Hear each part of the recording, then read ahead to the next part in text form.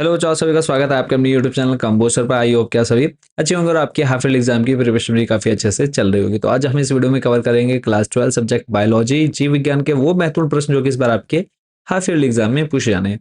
सारे जो क्वेश्चन हैं आपके सिलेक्टेड क्वेश्चन है, यानी प्रीवियस एग्जाम्स में जो पूछे गए क्वेश्चन प्लस एक्सपेक्टेड क्वेश्चन जो है हमने टोटल आपके इन 3 पीडीएफ में कवर कर दी, जिसमें आपके वैकल्पिक प्रश्न रहेंगे एक पीडीएफ में, एक में आपके निश्चित उत्तर प्रश्न और एक में short and long type question answers cover किए हुए हैं। तो इन पीडीएफ को आप कैसे ले सकते हैं, सेम क्वेश्चन जो हमारे बच्चे इंग्लिश मीडियम वाले हैं उनको भी मिल जाएंगे, तो वो हम जानेंगे वीडियो में आगे। बट पहले जो है इंपॉर्टेंट क्वेश्चन स्टार्ट कर देते हैं। पहले जो प्रश्न आप देख रहे हैं बच्चों स्क्रीन पर, पुष्पीय पादपों में लघु बीजाणु जनन का सचित्र वर्णन कीजिए।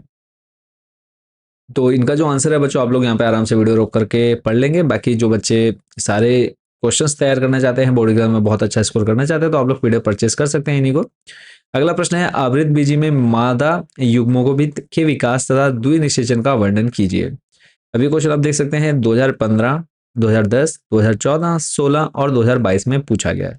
अब क्वेश्चन कैसे भी आपको दे सकते हैं, तो ये दूसरा जो अथवा करके क्वेश्चन दिए हैं उनको भी हम पढ़ लेते हैं। मादा युग्मोद्भिद के एक बीजाणु विकास से आप क्या समझते हैं, या फिर एक स्पष्ट एवं साफ सुथरे चित्र के द्वारा परिपक्व मादा युग्मोद्भिद के साथ कोशिकीय 8 न्यूक्लिएट केंद्र के प्रकृति की व्याख्या कीजिए। तो इन यानी आपका जो अगर हम देखें प्रीवियस एग्जाम के पॉइंट ऑफ व्यू से, तो ये आपका जो क्वेश्चन है यानी हर साल ही आपके एग्जाम में पूछा जाता है, तो उसको आपने पढ़ लेना है, पहले डेफिनेशन और बाद में आपने ये पूरा पढ़ लेंगे। अगला प्रश्न है, वृषण जालिका क्या है। वृषण जालिका, ये जो प्रश्न है आपका 2011 और 17 में पूछा गया है। ये क्योंकि जैसे मैंने आपको स्टार्टिंग में बता दिया है, लॉन्ग एंड शॉर्ट क्वेश्चन जो है वो एक ही पीडीएफ में कवर है, बाकी निश्चित उत्तरीय प्रश्न और एमसीक्यूज वो अलग पीडीएफ में है दो। वृषण जालिका आपने पढ़ लेना है। यहाँ से फिर है, भ्रूणीय विकास के समय कौन कौन सी भ्रूणीय कलाओं का निर्माण होता है। तो यहाँ पे आप देख पा रहे हैं योग सैक, एमनियोन, कैरियोन और एलेंटाइज। इसके अलावा फिर है आपको निम्नलिखित के कार्य बताने हैं, किस किसके, पीत पिंड का, अग्रपिंडक का। तो ये आपने देख लेना है। आगे बढ़ने से पहले बात कर लेते हैं कि जो बच्चे इन मोस्ट इंपोर्टेंट क्वेश्चन वाली पीडीएफ को लेना चाहते हैं, और मैं आपको बता दूं कि इसमें ईयरली एग्जाम तक के, बोर्ड एग्जाम तक के सारे इंपोर्टेंट क्वेश्चन जो है कवर किए हुए हैं। तो अभी फिलहाल आपको हाफ ईयरली में क्या है, सिर्फ 70% ही इन पीडीएफ का कवर करना है। ये हमारा व्हाट्सएप नंबर है, इस पर आपने मैसेज करना है, आपने अपनी क्लास, सब्जेक्ट और मीडियम, ये 3 चीजें हमको बतानी है। हम आपको एक क्यूआर कोड सेंड करेंगे, उस पर आप जैसे ही पेमेंट करेंगे पीडीएफ डायरेक्टली आपके व्हाट्सएप नंबर पर भेज दी जाएगी।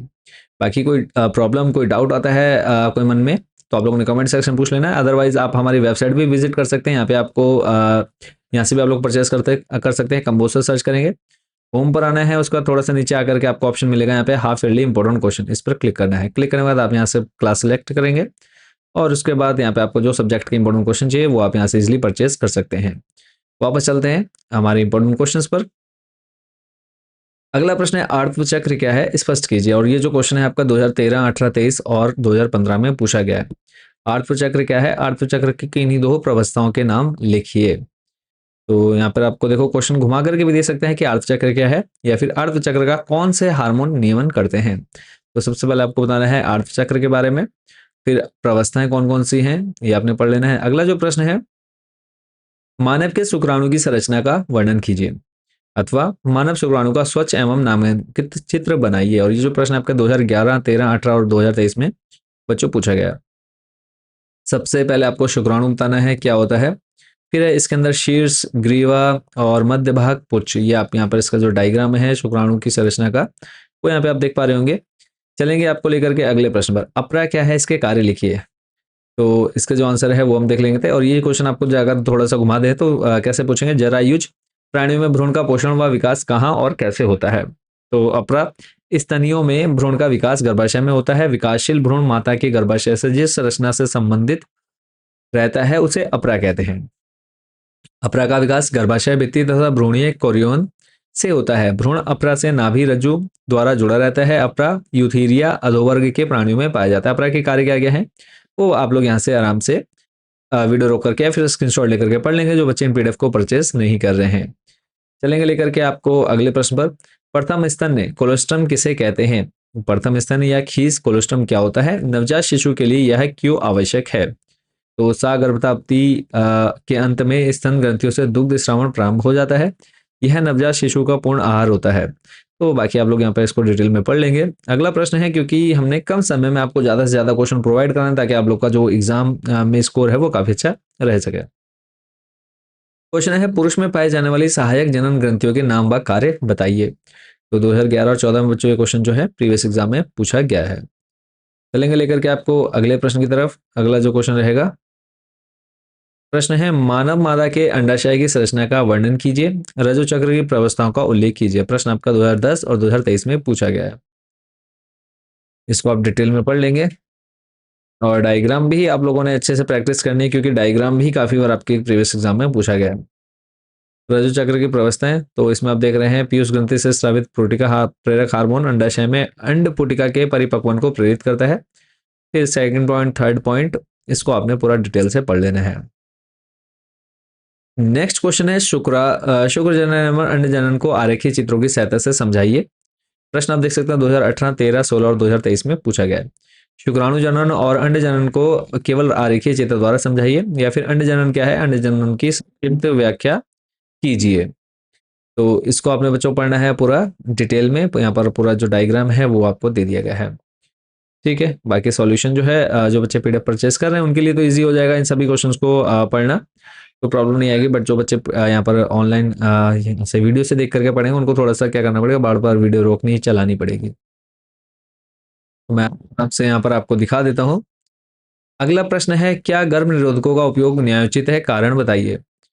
तो इसका आंसर पढ़ लेते हैं कि जनसंख्या में अतिशय वृद्धि होते रहने से कोई देश प्रगति नहीं कर सकता। प्राचीन काल में प्राकृतिक प्रकोप तथा महामारी जनसंख्या को सीमित रखती थी, किंतु आजकल अच्छी स्वास्थ्य सेवाओं के कारण मृत्यु दर में तीव्र गिरावट हो रही है। इसके फलस्वरूप जनसंख्या में वृद्धि जारी है।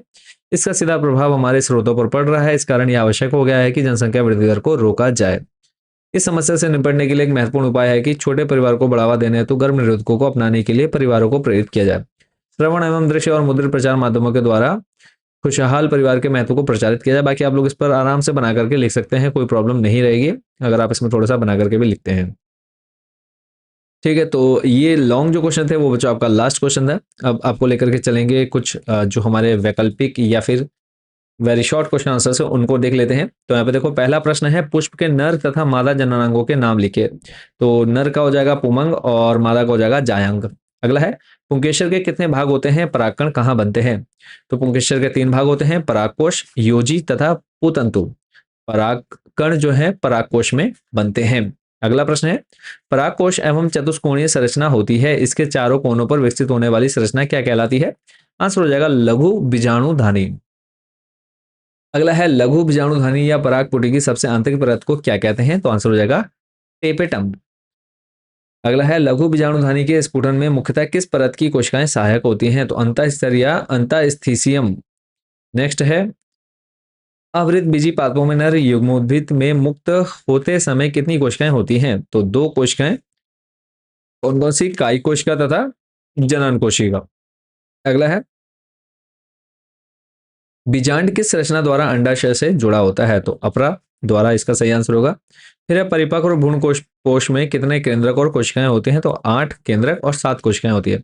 बाकी के जो क्वेश्चन है वो जो बच्चे इन पीडीएफ को परचेस कर लेंगे उनको इसलिए यहाँ पर एक्सेस हो जाएंगे। अगर आपको बोर्ड एग्जाम में बहुत अच्छा स्कोर करना है तभी आप इन पीडीएफ को परचेस कीजिए, अदरवाइज यहाँ पे कुछ सिलेक्टेड क्वेश्चन हम आपको बता देते हैं ताकि आप लोग के जो है मार्क्स आ जाए ठीक ठाक। तो दोबारा से एक बार मैं बता देता हूँ, ये हमारा व्हाट्सएप नंबर रहने वाला है। इस व्हाट्सएप नंबर पर आपने अपनी क्लास, सब्जेक्ट और मीडियम, हिंदी मीडियम या इंग्लिश मीडियम, वो बताना है। इतना बता दें, हम आपको एक क्यूआर कोड सेंड कर देंगे, उस पर आप जैसे ही पेमेंट करेंगे पीडीएफ डायरेक्टली आपके व्हाट्सएप नंबर पर भेज दी जाएगी। बाकी कोई डाउट, कोई क्वेश्चन आपके मन में रह जाए तो आप लोगों ने कमेंट सेक्शन में जरूर पूछना है। मिलेंगे बहुत जल्द नेक्स्ट वीडियो में अदर सब्जेक्ट के इंपॉर्टेंट क्वेश्चंस के साथ। Thank you so much for watching this video.